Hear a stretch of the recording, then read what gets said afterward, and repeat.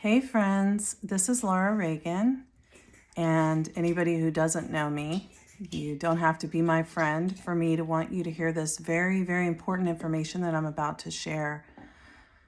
I would really say this is a public service announcement, like they used to do about how smoking is bad for your health and stuff like that. This is a public service announcement related to mental health. I want to amplify some very important news that came out on Friday, March 2nd, 2023.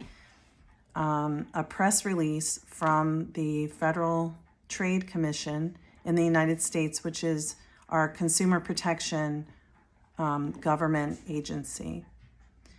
And this very important information that I'm about to share might affect you, and it might be really upsetting for you. And if so, I'm very sorry.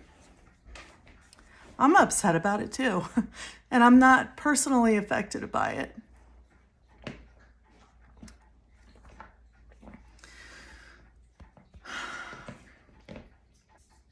What I want to share with you is that well, let me just say, for anybody who finds this who doesn't know me, I'm a trauma therapist in the United States, practicing in the DC area, and I have a podcast, Therapy Chat, and I'm the founder of Trauma Therapist Network. So you might think that I'm sharing this from a perspective of being biased as a psychotherapist who is, traditionally working with an office, although I practice via telehealth, have ever since the pandemic started. But I hope you'll hear that this isn't about me wanting more clients. This is about my concerns about great harm being done to people who have sought out therapy that was marketed to them as making it more accessible for you to get therapy from the comfort of your home, anytime, on video, or even by text. There are several tech companies that have been for several years, more than 5 years, operating to provide therapy services by contracting with real therapists who they paid to work with them on their platforms. And the press release that came out on March 2nd, 2023 specifically relates to the company called BetterHelp. But there are several other companies that are reportedly, allegedly doing these same activities that BetterHelp is now being fined by the Federal Trade Commission and banned from being able to continue to do. And I want you to know about this because if you have been harmed by this, it's valid. I hope that you will talk to your therapist through the platform that you use about your feelings about this very important violation of trust and confidentiality that I'm about to tell you about. I'm going to share the link to the press release after I share the information so that you can read about it yourself and decide for yourself what you want to do and how you feel about it. So I'm going to be kind of looking at my computer to give you some information here. My computer's right behind me. Let me see if I can hold this and look at my computer. Okay. So this says, here's the headline: FTC, which is the Federal Trade Commission, to ban BetterHelp from revealing consumers' data, including sensitive mental health information, to Facebook and others for targeted advertising. Then it says BetterHelp will be required to pay $7.8 million, which for a huge corporation like that is basically like $20 to most people, for deceiving consumers after promising to keep sensitive personal data private. That's the important thing. They promised, according to this, they promised to keep sensitive personal data private, and they did not do so. They sold the information. They sold the data, okay? That's what this report says. This is not my opinion. I don't know anything about what they do, but I know what it says here. Okay, so I'm gonna mention some little tidbits from what it says, and then you can go find for yourself the most important parts. I mean, I guess one positive thing is that those fines are to return money to consumers whose health data was compromised. However, and I think you should definitely go for that if you've used this service and find out that your information was shared, which according to this, it was like what they did. It wasn't just like some people. It's not a data breach or a leak. It's a selling of data while claiming that it would be kept private. We therapists are required both by our professional ethics. So people think that it's just HIPAA. It's not just HIPAA. It's our professional ethics. We are required to protect confidentiality, not just like try to keep things private, to protect confidentiality. And then there's the HIPAA laws, which specify what we have to do to protect confidential health, private health information. The HIPAA laws are not really as strict as our professional ethical obligations. And so we follow both. However, these companies don't follow. They claim that they aren't covered by HIPAA because they say we are tech companies and not mental health providers. But they're providing a mental health service. So maybe there's a loophole somewhere in the wording of the law, but in the intention of what people are believing they're getting, that's completely misleading and just very unethical, in my opinion. Okay, so that was the good piece, that some funds will be redistributed back to people who were harmed. However, if I were one who would use this, I would be pursuing, if not a lawsuit, personally, a class action lawsuit. And it's not just this company. So that's an important thing too. I don't want you to listen to what I'm saying and think, oh, but that's good. The government took action and they won't be able to do that anymore, because there are many other companies out there that people are using right now that are doing the same thing. This is a business model of these tech companies.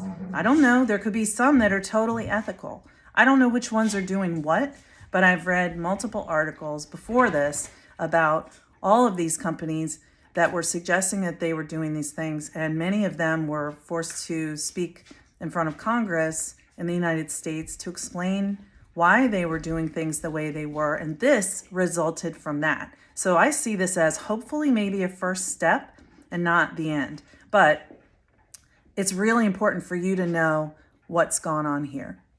Okay, it says that this proposed order, so this isn't done yet, the proposed order dated March 2nd, 2023, this press release, today's March 4th, will ban BetterHelp from sharing consumers' personal information with certain third parties for retargeting, the targeting of advertisements to consumers who previously had visited BetterHelp's website or used its app, including those who had not signed up for the company's counseling service. Okay. I mean, even that, we all want our information to be private, but we know we give up some information, by using social media. There's tracking cookies and all this. We know that. But when you use one of these services and you're assured that your information will be kept private, you believe your information will be kept private. And that is the informed consent agreement that you made with that company when you started working with them. And now we're finding out that they didn't follow what they promised. That's the problem here, the biggest problem to me. And that's according to this isn't, again, my opinion. This is according to this press release. Trying to limit the bouncing of my camera here. I'm not in a recording studio. I'm sitting in my house and my dogs are running around. So anyway, all right, it says, now here's the quote from the FTC's director of the Bureau of Consumer Protection, Samuel Levine. When a person struggling with mental health issues, which is everyone right now, reaches out for help, they do so in a moment of vulnerability and with an expectation that professional counseling services will protect their privacy. And you should expect that. It's a requirement. And if it doesn't happen, it's a problem. Instead, according to Samuel Levine, director of the FTC's Bureau of Consumer Protection, BetterHelp betrayed consumers' most personal health information for profit. For profit. You heard that? Betrayed consumers' most personal health information for profit. Goes on to say how this will stop these problems from happening anymore, but I'm not necessarily convinced that this will stop that. Okay, goes on to say California-based BetterHelp offers online counseling services under several names. Keep in mind, one of them is BetterHelp Counseling. And then it says, it also markets services aimed at specific groups, such as faithful counseling, focused on Christians, teen counseling, which caters to teens and requires parental consent. So now there's teens under 18 also whose information, according to this, has been sold. Their parents gave informed consent for them to receive treatment. They agreed to receive treatment, and then their information has been shared, and they're not even adults yet, okay? Certainly, BetterHelp Counseling also is for children and adults, so. And Pride Counseling, which is targeted to the LGBTQ community. Consumers, so basically, everyone who goes into counseling is in a vulnerable state because they're asking for help with a problem that they can't handle anymore on their own, or they feel they can't. So, but this is a major, major problem. Consumers interested in BetterHelp services must fill out a questionnaire that asks for sensitive mental health information, such as whether they have experienced depression or suicidal thoughts and are on any medications. They also provide their name, email address, birth date, and other personal information. They are then matched with a counselor and pay between $60 and $90 per week for counseling. We charge $150 a session for our associate level LMSWs, and then our fully licensed, independently licensed clinicians, we charge $165. I charge $175. So if you're paying $90 per week, you're saving about $85 from our highest price. And that's great. You know, that's good to be able to afford that if you couldn't afford it before. But we give real counseling where, you know, it's with true protection for your privacy, and we don't sell your data. And if we did, we probably would go to jail, but we wouldn't do that anyway because it's completely unethical. And I don't go into this to exploit people. I became a therapist to help people. Okay, it then says, you can see I'm upset about this, and I'm sorry that I'm ranting. At several points in the sign-up process, BetterHelp promised consumers that it would not use or disclose their personal health data except for limited purposes, such as to provide counseling services. Well, of course, you need that information for that, right? You collect the information, what's your name, all this, give it to the therapist, then the therapist can get in touch with the person and they start working together. That makes sense. Anybody would agree to that. However, it says, I'm quoting directly, I'm reading, okay? This is direct words. Despite these promises, it says, BetterHelp used and revealed consumers' email addresses, IP addresses, okay, health questionnaire information, your email address and whether or not you're depressed, suicidal, other things that are very private. They provided that information to Facebook, Snapchat, Criteo, whatever, I've never even heard of that, and Pinterest for advertising purposes. Okay, so might even not think that's that bad. I do, but maybe you don't. They use consumers' email addresses and the fact they had previously been in therapy to instruct Facebook to identify similar consumers and target them with advertisements for BetterHelp's counseling service, which helped the company bring in tens of thousands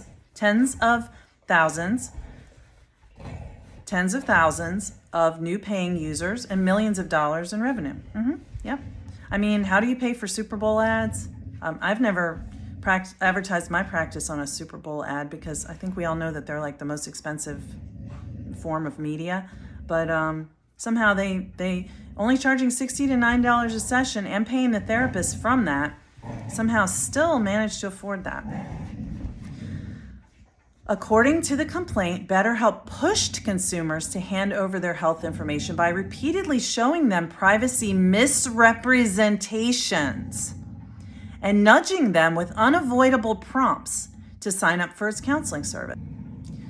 Despite collecting such sensitive information, BetterHelp failed to maintain sufficient policies or procedures to protect it and did not obtain consumers' consent or affirmative express consent before disclosing their health data. If you've ever gone to the doctor, well, doctors can talk with other doctors, so you don't always have to sign a release. Through HIPAA, doctors are allowed to talk with other doctors about your care, but if you went to a therapist and you wanted your therapist to talk to your doctor, your therapist would talk to you about, what do you want me to talk about with your doctor? And let's go over it. And then you sign a form, which the therapist should explain to you so you know what you're signing and why and what's going to be shared, because it's so you know that you have control over your private information. There's kind of a trust thing here, right? Are you noticing that? Okay. BetterHelp also failed to place any limits on how third parties could use consumers' health information, allowing Facebook and other third parties to use that information for their own internal purposes, including for research and development or to improve advertising. BetterHelp also misled users and the public in 2020 by falsely denying news reports in 2020. Today is March 4th, 2023. So 3 years ago, BetterHelp also misled users and the public in 2020 by falsely denying news reports that it revealed consumers' personal information, including their health information, with third parties, according to what the FTC said in their complaint and what they wrote in their press release. Okay. They're going to make some changes. I really am not even going to talk about that because I don't give a crap. I don't trust this anyway. And it's not just them, but I trust the press release, but I don't trust that this is really going to stop these tech companies that are basically masquerading as mental health providers from doing the harm that they're doing. And that's why I made this video, is because I don't want to stand by as like a non-protective bystander while people are using these services and being harmed. And I posted about this on Instagram yesterday, and a lot of therapists were really outraged and a lot of people were really outraged. But then I also didn't see really anybody else talking about it other than a few people. The person who brought it to my attention was Deborah Owens, who is a therapist in Chestnut Hill, Pennsylvania, who's actually been strongly advocating within the therapist community for people to pay attention to this, for therapists not to work for these companies, and for people to understand what misleading stuff is going on here, because this is something that we've been hearing about for years. I have known this for years. BetterHelp has asked at least 5 times to advertise on my website or my podcast. I'm sorry. They've asked to advertise on my podcast at least 5 times. Every time I've said no. First I said, no, I'm not interested in working with you. Then they just came back a few months later, or a year later, or whatever. And I said, I will not work with you. You are an unethical company, and I would never accept your money because I don't believe that you are ethical. They were like, okay, thank you. So they don't care. But if you will work with them, they will be happy to give you money to promote their unethical services to other people.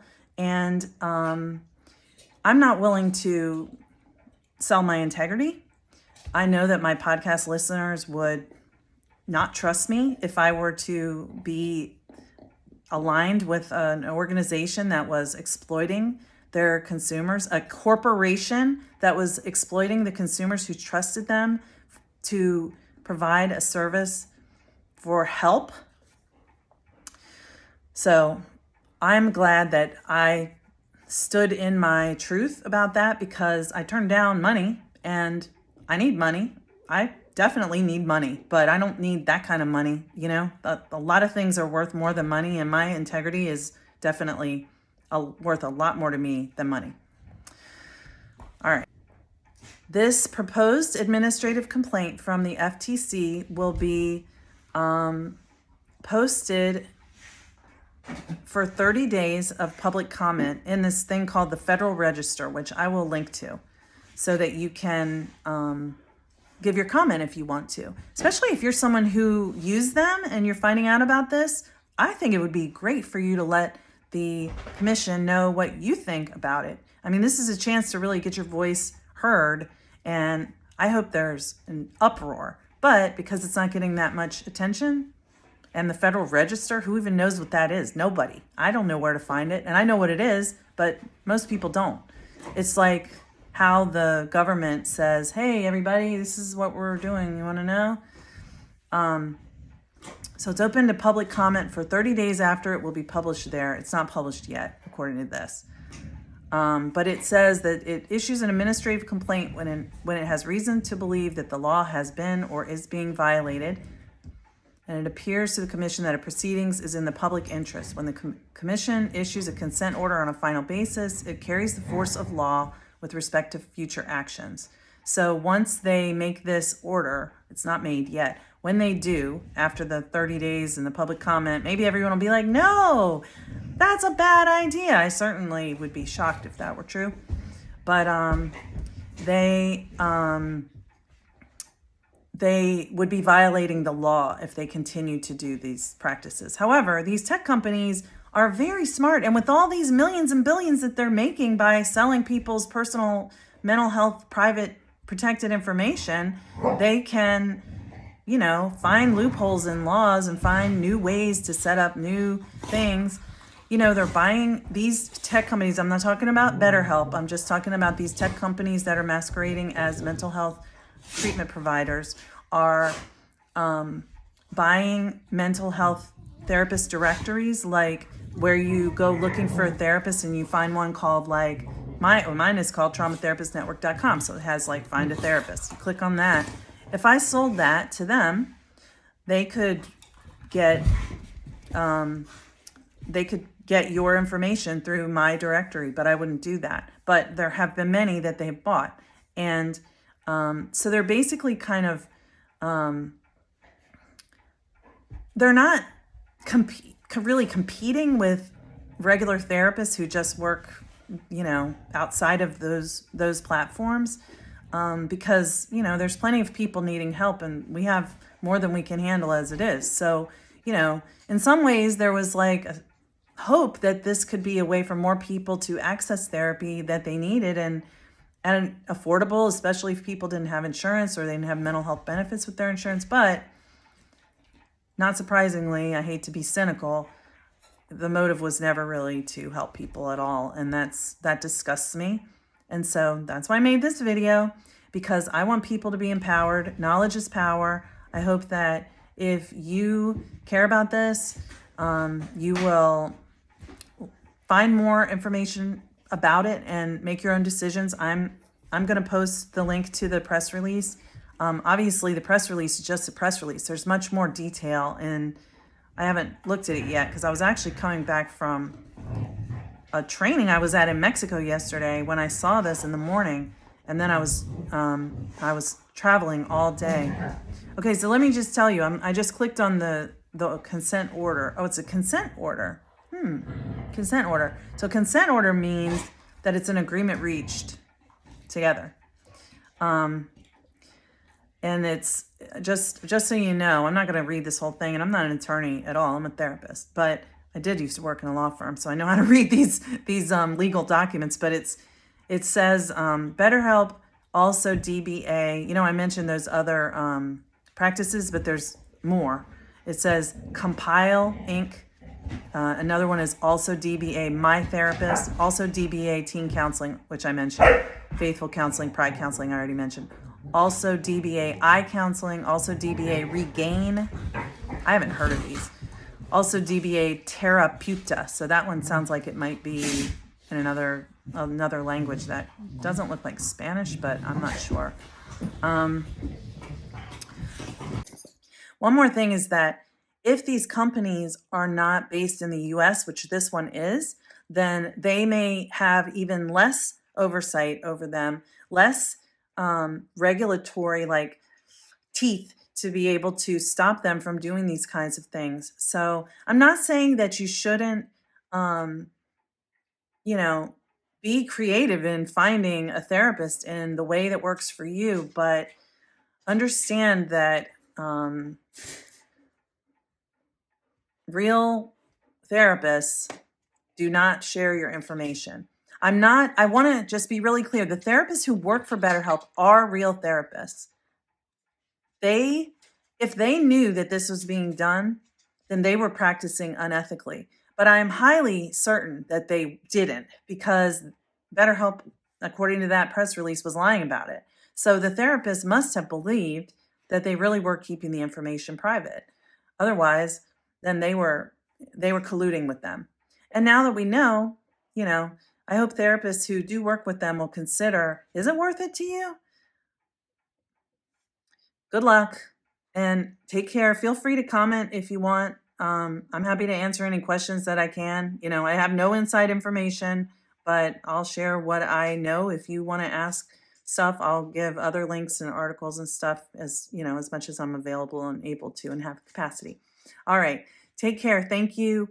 I'm sorry to everyone this has happened to. It's terrible, disgusting, and reprehensible, unacceptable, outrageous, egregious. It's just not okay.